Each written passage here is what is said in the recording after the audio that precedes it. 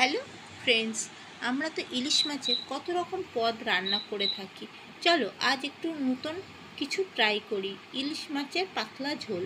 কলাগুলি হলুদ দিয়ে সেদ্ধ করে তুলে নিয়েছি এবং নুন হলুদ মাখিয়ে মাছগুলিকে ভালো করে তেল গরম করে হালকা করে ভেজে তুলে নিয়েছি।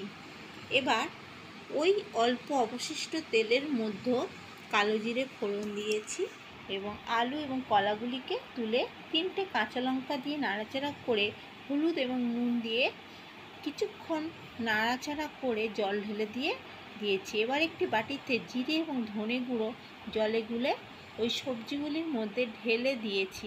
দেওয়ার পরে জল ঢেলে দিয়ে চাপা দিয়েছিলাম। কিছুক্ষণ পরে চাপা খুলে ঝোলটা ফুটে উঠলে মাছগুলি তুলে সাজিয়ে দিয়ে